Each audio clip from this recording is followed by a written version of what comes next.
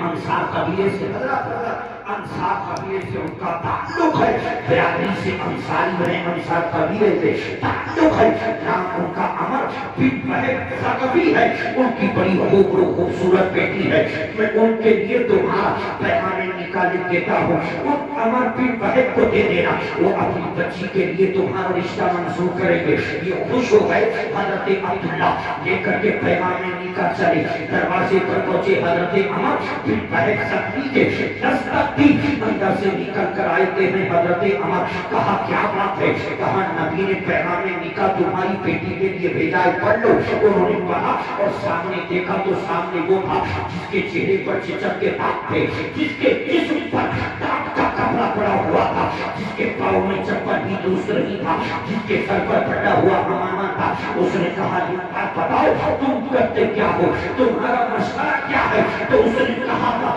رات بھر جاگ کر کے میں خدا کی بندگی کرتا ہوں اور دن بھر روزہ رکھ کر قرآن کی تلاوت۔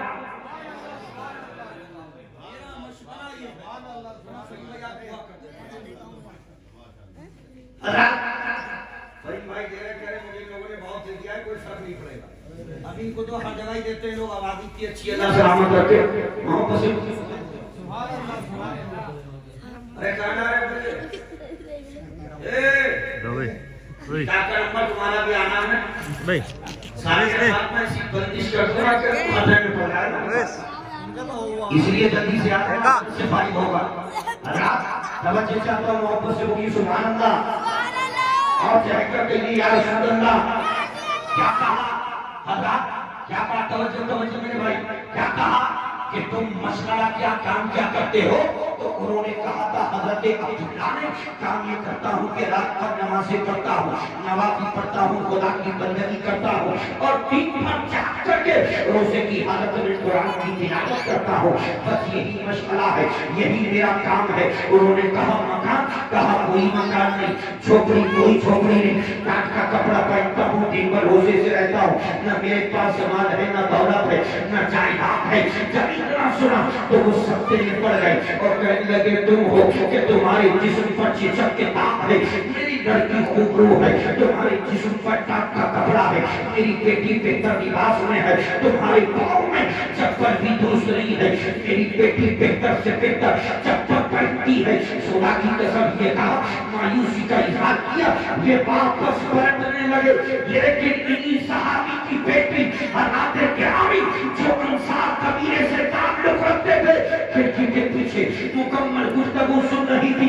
جیسے ہی باپ نے گھر میں داخلہ دیا تو بیٹی نے کہا تھا ابو جان آپ مایوس کیوں ہیں؟ آپ کے چہرے پر اداسی کیوں ہے؟ آپ کا چہرہ اترا ہوا کیوں ہے؟ کہا بیٹی آنے والا بڑا پیغام نکاح کو لے کر آیا تھا کہ جس کے چہرے پر چچک کا داغ تھا، جس کے جسم پر ٹاٹ کا کپڑا تھا، جس کے سر پر پھٹا ہوا عمامہ تھا، جس کے جسم پر پوشیدہ لباس تھا، اس لیے میں نے منع کر دیا۔ تو بیٹی نے کہا تھا ابو جان یہ بتائیے کہ میرا پیغام نکاح بھیجا کس نے تھا؟ کیا کہا؟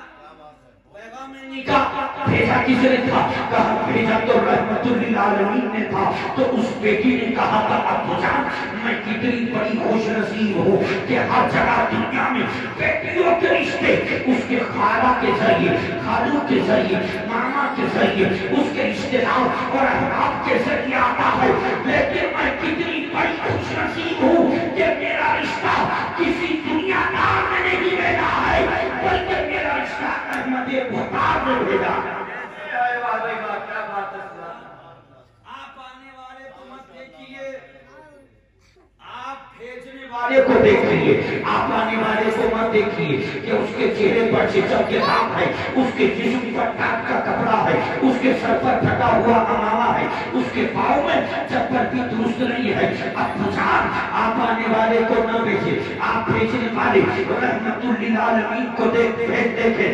ابا جان اگر اس صحابی نے جا کر کے نبی کی بارگاہ میں یہ کہہ دیا کہ یا رسول اللہ جس باپ کی بیٹی کے لیے آپ نے میرا پیغام نکاح بھیجا تھا اس باپ نے منظور نہیں کیا ہے اور نبی ناراض ہو گئے تو ہمارا ٹھکانہ تو جہنم ہے، اس لیے کہ اللہ نے جنت کا دار و مدار اپنے محبوب کی رضا پر رکھا تھا. اس لیے ابو جان مجھے نہیں دیکھ رہا کہ وہ کالا ہے کہ غریب ہے, وہ ٹاٹ کا کپڑا پہنتا ہے کہ کیسا ہے. مجھے آنے والے کو نہیں دیکھ رہا, مجھے بھیجنے والے کو دیکھنا. میری نظر بھیجنے والے پر ہے. اس لیے ابو جان آپ ان کے پہنچنے سے پہلے نبی کی بارگاہ میں پہنچ جائے اور رشتے کو منظور کر لے. مجھے یہ رشتہ قبول ہے. رب کعبہ کی قسم, انہوں نے گھر سے دوڑ لگائی. وہ صحابی پہنچے تھے, حضرت عبداللہ اسود نبی کی بارگاہ میں بیٹھے ہی تھے کہ پیچھے سے یہ حضرت عمر بن بحر زخمی انصار قبیلے سے تعلق رکھنے والے پہنچ گئے اور سلام کیا اور ان سے پہلے عرض کیا, یا رسول اللہ, جن حضرت عبداللہ سے میری بیٹی کا رشتہ دینا تھا, آقا وہ رشتہ میری بیٹی کو بھی منظور ہے اور مجھے بھی منظور ہے. ابھی تو یہ اداس بیٹھے تھے, سر جھکائے ہوئے تھے.